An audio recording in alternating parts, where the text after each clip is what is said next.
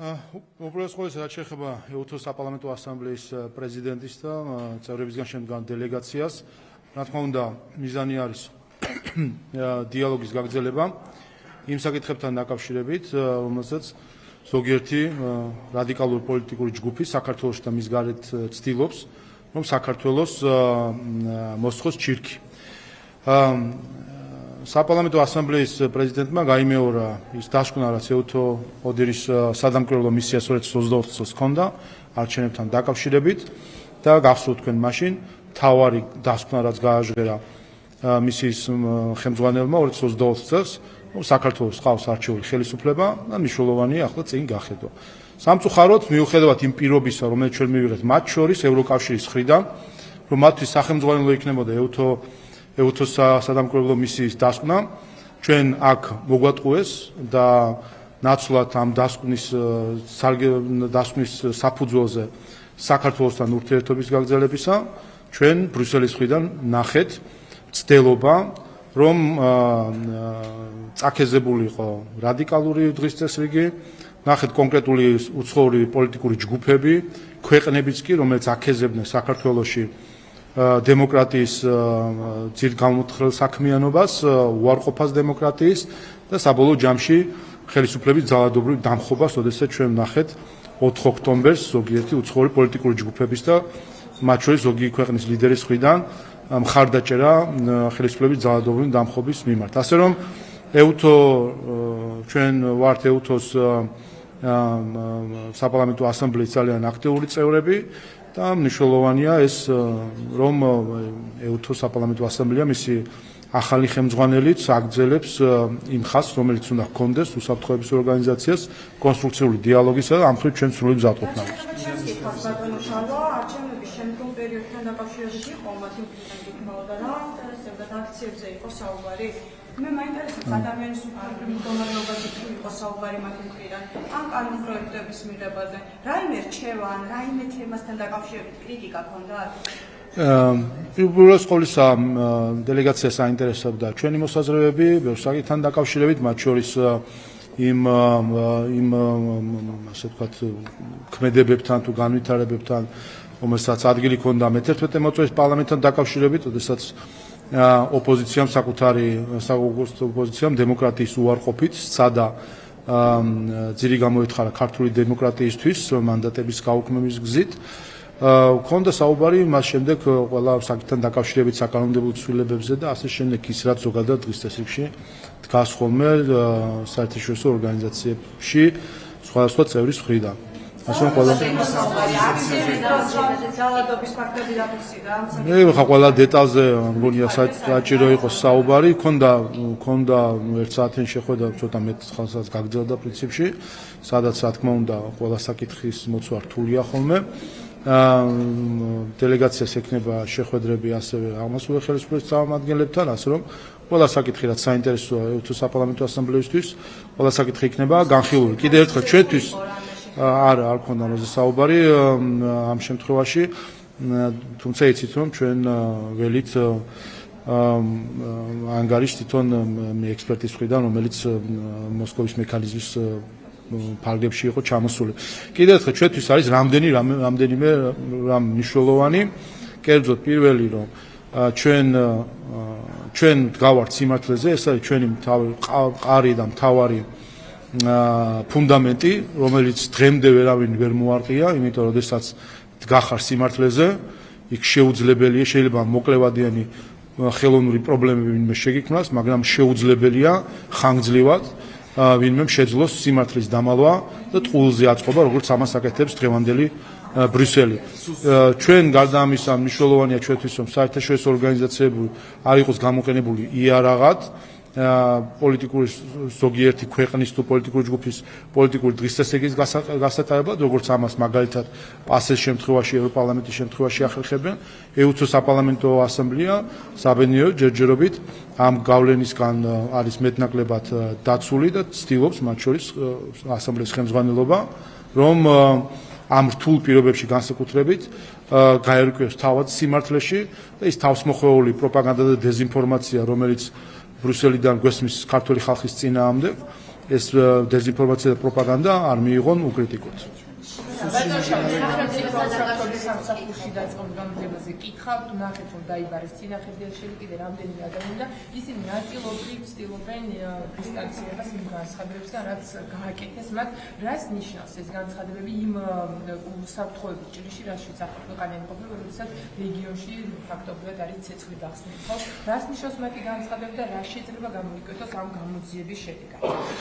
მნიშვნელოვანია რომ საბჭოთა უსაფრთხოების სამსახური ამ საკითხით დაინტერესდა და მნიშვნელოვანია რომ ყურადღებით დააკვირდნენ ასეთი სუბიექტების მოქმედებას საქართველოს ინტერესების წინააღმდეგ. ხელის გულზე დევს რასთან გვაქვს საქმე. საქმე გვაქვს საინფორმაციო თავდასხმასთან საქართველოს წინააღმდეგ. ეს არის ჩვეულებრივი პროპაგანდისტული მეთოდი ჰიბრიდული ომისა.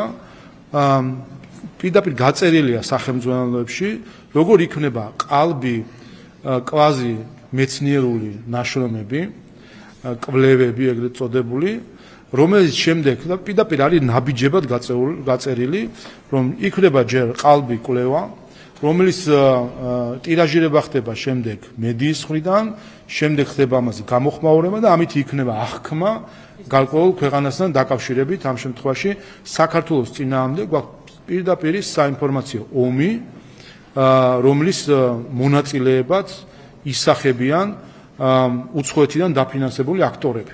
ჩვენ ვხედავთ ტაივანის სეპარატისტული რეჟიმისგან დაფინანსებულ თინა ხიდაშოს, რომელსაც გამოკვეთილი ანტიქართული დღესასრიგი აქვს, რომელიც ცდილობს, რომ დაასუსტოს ჩვენი ქვეყანა, ცდილობს, რომ გარე ძალებს შეუქმნას საბაბები საქართველოზე პოლიტიკური თუ სხვა სახის თავდასხმისა.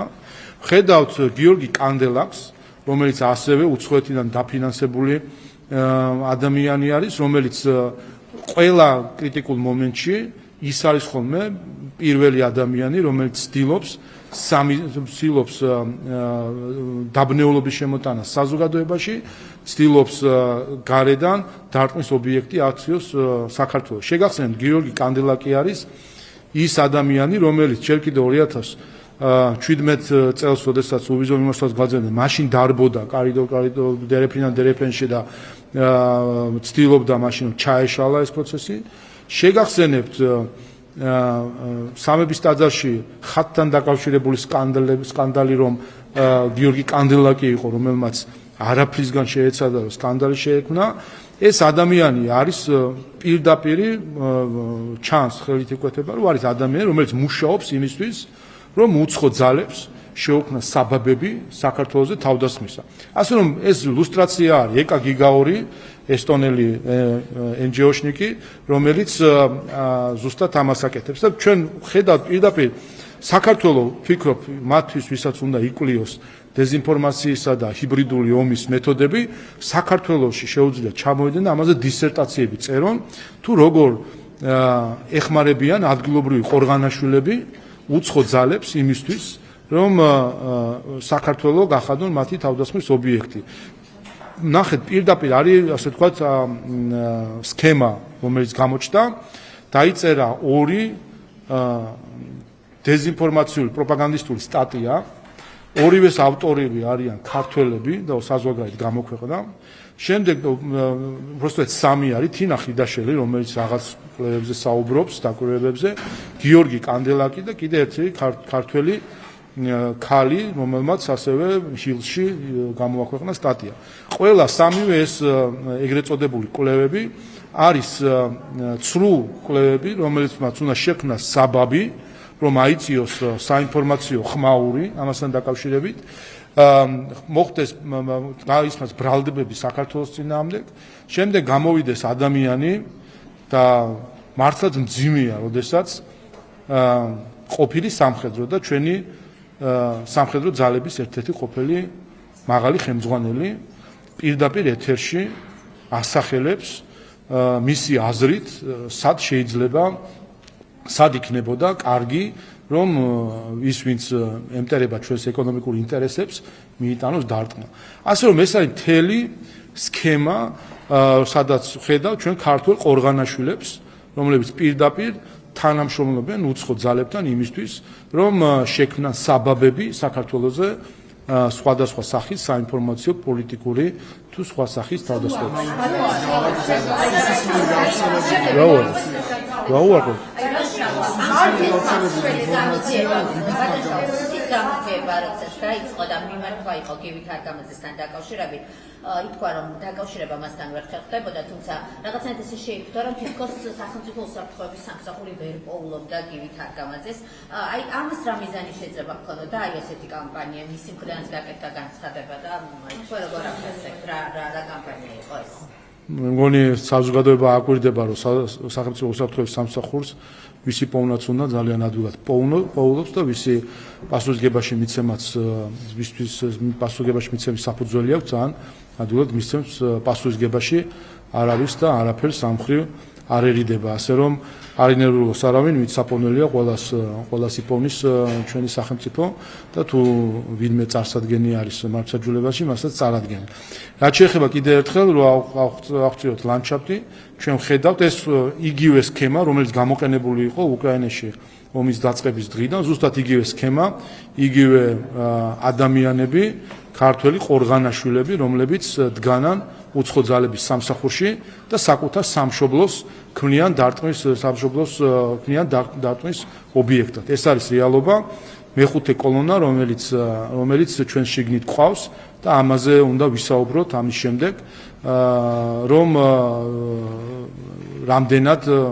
რამდენად ასე ვთქვათ ფესვგამდგარი არის უცხო ძალების სასარგებლო საბოტაჟი და დივერსია საქართველოში. ინფორმაციის გავრცელება ხომ შეიძლება ჩვენთვის დისკრედიტირების ცდელობა თუ დისკრედიტა ეს არის დივერსია, შეიძლება დივერსია არის, როდესაც ჩვენ შიგნით ყავს ადამიანები, რომლებიც მუშაობენ იმაზე, რომ საქართველოს გახადონ სამიზნე სხვადასხვა ძალებისთვის და არიან მონაწილე, არიან ერთ-ერთი რგოლი საქართველოს წინააღმდეგ მიმდინარე ჰიბრიდულ ომში. ასე რომ ეს არის ფაქტი და აქედან უნდა ამოვიდეთ. ბატონო, რა შეიძლება სხვა თანამშრომლები ოპოზიციის არიზემ და კითხოთ კიდევ ერთხელ ნაციონალური მოძრაობაში ერთ პარტიაში გაერთიანებულ ხალხს ხედავს თუ არა და არსებული ინფორმაციით ხუთიანის ქვეშ აპირებენ საერთო სიით არჩევნებში გასვლას. მართალია შორიაჯერ არჩევნებამდე, მაგრამ ასეთ პერსპექტივას ხედავთ თუ არა რომ საბოლოოდ მაინც მივიდნენ აი ამ ერთიან სიამდე, ხუთიანამდე და ზოგადად ვინ შეიკრიბა ამ ალიანსში თქო? ხო არანაირი გაერთიანებული ოპოზიციის ალიანსი არ არსებობს. არსებობს ერთიანი ნაციონალური მოძრაობა, რომელიც ცდილობდა რომ თავისი ცდილობდა რომ ნაცარი შეეყარა თვალს ჩვენი საზოგადოებისთვის, თითქოს აღარ არის ერთიანი და დაშლილია და სხვადასხვა პარტიებია. სიამოვნეში რასაც ჩვენ საუბრობდით, ყველაფერი ახდა. რომ ეს არის ისე ვის ხალხი, იგივე სახეები, ვინც საქართველოში შექმნა წამების სისტემა, ვინც საქართველოში შექმნა ტელევიზიების ტერორის და მიტაცების სისტემა, ვინც საქართველოში შექმნა სახელმწიფო რეკეტის სისტემა, აი ეს ადამიანები პირდაპირ სცენაზე შედან და შეგვიძლია იმ თაობას, რომელსაც არ ახსოვს ეს დიქტატორული რეჟიმი, ეხლა ერთ მენიუში წარმოდგენილად არიან ყველა მცირე დიქტატორები მიხეილ სააკაშვილის დიდი დიქტატორის ხელმძღვანელობით. ასე რომ ნაციონალური მოძრაობა კვლავ ერთიანია და საქართველოს კვლავ იგივე პასუხს გასცემს იმ პოლიტიკურ ძალას, რომელმაც ეს ქვეყანა მიიყვანა დემოკრატიული კრახისკენ, ეკონომიკური სტაგნაციისკენ და მიიყვანა ომისკენ. როცა ეუბნებიან რომ ნაცმოძრაობის გარშემო გაერთიანდნენ, ისე ეს კითხვა აბრაზებს. ამბობენ რომ ისინი არიან ინდივიდები და შეიქმნა მხოლოდ ერთი იდეის გარშემო რომ ხელისუფლების წინააღმდეგ ეფექტურად იბრძოლოს. ეს არის ჩვენი არსიო, თორე ინდივიდუალურები ვართ და ყველა ჩვენი ხედვა გვაქვს. ესე ამბობენ თავად. ეს წარსულთან გამოჯვნა რას ნიშნავს?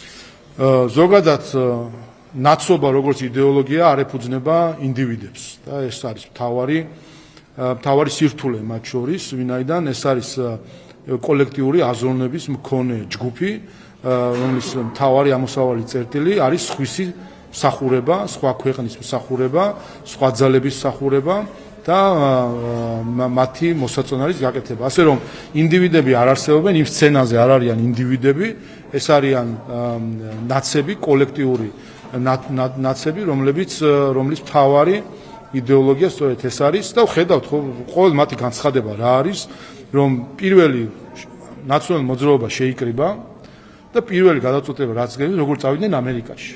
ანუ ეს არის პირველი გადაწყვეტილება როგორ წავიდნენ ამერიკაში და ვის ელაპარაკონ ამერიკაში. აი ეს არის მათი მთელი ფილოსოფია, რაც იყვნენ ისინი ხელისუფლებაში 2012 წლამდე, ოპოზიციაში და ახლაც ერთი ფილოსოფია აქვს, რომ ნახონ პატრონი, რომელიც მათ დასვავს ხელისუფლებაში და შეუნარჩუნებს ხელისუფლებას. ეს არის პატრონყმული ფილოსოფიის და მსოფლმხედველობის მქონე გაერთიანება. ასე რომ ნაცმოძრაობა როგორც იდეოლოგია, ეს არის პატრონყმობა და სხვისი უცხო ჯგუფების ინტერესების გატარება.